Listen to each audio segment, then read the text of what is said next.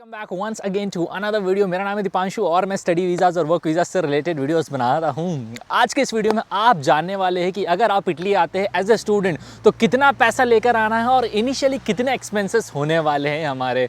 तो दोस्तों शुरुआत में आपको 1 लाख रुपये लेकर आना है और अगर आप इतने पैसे नहीं लेकर आए तो बड़ा पछताओगे। बड़ा करो दोस्तों। तो 1 लाख रुपये आपको मिनिमम लेकर आना है, वो जानते हैं हम कैसे। तो दोस्तों जब मैं फर्स्ट टाइम आया था तो उस टाइम पर मैं बहुत कम पैसे लेकर आया था, 50,000 अगर यूरोज में कहे तो 600 यूरोज, जिसमें 400 यूरोज जो थे वो मेरे फॉरेक्स कार्ड में थे और 200 यूरोज में कैश लेकर आया था, जो कि कम पड़ गए थे। तो मैं नहीं चाहता कि आप लोग भी ये परेशानी फेस करें यहाँ पर आने के बाद, इसलिए 1 लाख रुपए तो लेकर आना ही आना है। अब जानते हैं दोस्तों क्या एक्सपेंसेस इनकर करने पड़ते हैं हमें स्टार्टिंग में, और मैं क्यों बोल रहा हूँ कि 1 लाख तो मिनिमम लेकर आना ही पड़ेगा। सबसे पहला एक्सपेंस होता है दोस्तों, जब आप हवाई यात्रा करने के बाद इटली आते हैं तो एयरपोर्ट पर उतरते होंगे। एयरपोर्ट से आपको आपके एकोमोडेशन पर भी जाना होता है। अब कई बार कई स्टूडेंट्स को जो है एकोमोडेशन दूर रहता है, जैसे रोम के एयरपोर्ट पर उतरेंगे या मिलान के एयरपोर्ट पर उतरेंगे आप, तो वहाँ से अपनी सिटी जहाँ पर भी आपकी यूनिवर्सिटी होगी उस सिटी में जाना होगा, तो वहाँ तक का कॉस्ट आपको पहले तो स्टार्टिंग में बियर करना पड़ेगा। पहले तो एयरपोर्ट से आप सेंटर तक आने में अराउंड आपके 20 यूरोज तक लग जाते हैं, फिर आप सिम खरीदते हैं एंड आप फिर अपनी सिटी में ट्रैवल करते हैं। तो मैं टोटल अमाउंट इसका कैलकुलेट कर रहा हूँ। मैं हमेशा जो भी अमाउंट आपको अभी बताने वाला हूँ वो मैक्स टू मैक्स होगा, आप इसमें अपना पैसा बचा भी सकते हैं। तो टोटल अमाउंट 100 बता रहा हूँ। कैसे? सपोज आपने 20 यूरोज़ की सिम खरीद ली, 20 यूरोज़ आपको एयरपोर्ट से सेंटर तक आने में लग गए थे। उसके बाद आपको सपोज रोम से पलेर्मो सिटी जाना है, मेसिना सिटी जाना है, तो 70-80 यूरोज़ वो हो गए। तो टोटल मिला के मैं 100 मान रहा हूँ। तो पहला खर्चा आते से ही आपका 100 यूरोज़ का ये होने वाला है। नाउ सेकेंड एक्सपेंस क्या होने वाला है। सपोज यार देखो, हर किसी स्टूडेंट के यहाँ पर फ्रेंड्स नहीं होते, जिनके कनेक्शंस बिल्ड हो जाते हैं और जिनके फ्रेंड्स यहाँ पर होते हैं वो उनके घर पर अकोमोडेशन रुक लेते हैं या फिर अकोमोडेशन कहीं पर अरेंज करवा देते हैं उनके जो यहाँ पर फ्रेंड्स है। बट ऐसे ऐसा हर स्टूडेंट तो होता नहीं है, तो उनके लिए दोस्तों आप फिर होटल अरेंज करते हो और होटल का अकोमोडेशन यहाँ पर थोड़ा सा कॉस्टली पड़ता है। फॉर एग्जाम्पल अगर आप यहाँ पर 1 दिन का होटल लेते हो तो अराउंड 40 यूरोज़ का आपको पड़ने वाला है। तो टोटल अगर आप 4 to 5 डेज में रुकते हो तो अराउंड 200 यूरोज़ आपका यहाँ पर एक्सपेंस होने वाला है। 100 यूरोज़ तो आपका ट्रैवलिंग एक्सपेंसेस हो जाएगा आते से ही, एंड देन उसके बाद 200 यूरोज़ ये हर किसी का नहीं होगा, जिनके कनेक्शन होंगे उनका ये पैसा बच जाएगा और जिनके कनेक्शन नहीं होंगे उन्हें अराउंड 200 यूरोज़ होटल के एक्सपेंसेस बियर करने पड़ेंगे अकोमोडेशन के for the starting days. Now comes the next point. अब जैसे ही आप 4-5 दिन रुक लेते हो फिर उसके बाद आप यूनिवर्सिटी जाते हो, उसी बीच आप जो है यूनिवर्सिटी जाते हो। यूनिवर्सिटी में आपको फिर कराना पड़ता है एनरोलमेंट। अब एनरोलमेंट का सीन दोस्तों अलग अलग होता है। देखो, अगर आपके पास स्कॉलरशिप है तो आपको ट्यूशन फीस नहीं पे करनी है, सिर्फ और सिर्फ रीजनल टैक्स पे करना है। अगर स्कॉलरशिप नहीं है तो उस केस में आपको ट्यूशन फीस पे करनी पड़ेगी।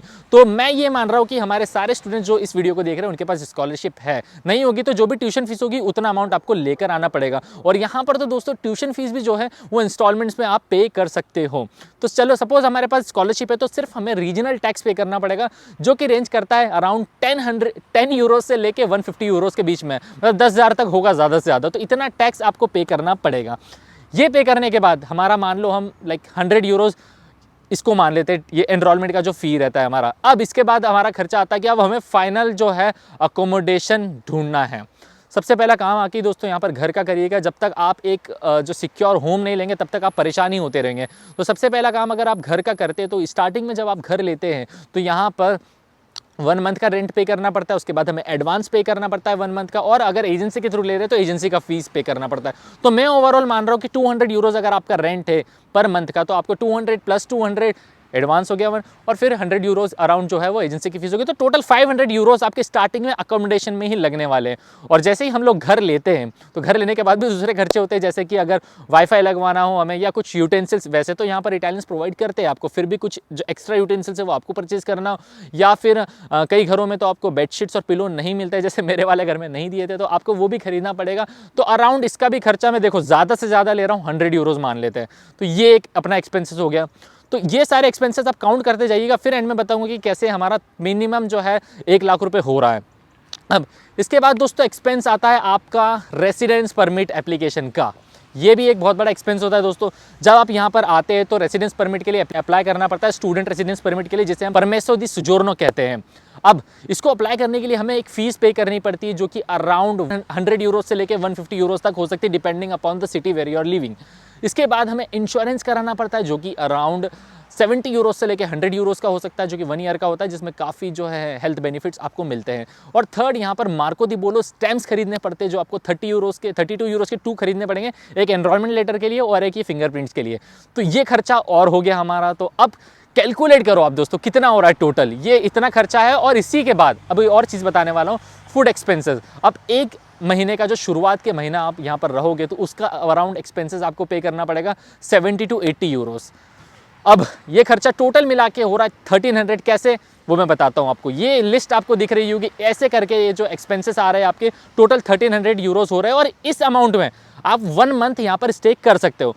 अब स्कॉलरशिप जो है आपकी गाइज अराउंड आफ्टर 2 या 3 मंथ्स आती है, तो तब तक का मैं एक्सपेंस आपको कैलकुलेट करके बताने वाला हूँ। तो जैसे 200 यूरो आपका पर मंथ का रेंट है, तो इसको 2 टाइम्स और ऐड कर लीजिए, तो 400-500 यूरोज और ऐड कर देंगे, और फूड का और 200 यूरोज ऐड कर देंगे, तो अराउंड 700 यूरोज आपको ऊपर और लगा देंगे हम 1300 यूरोज में।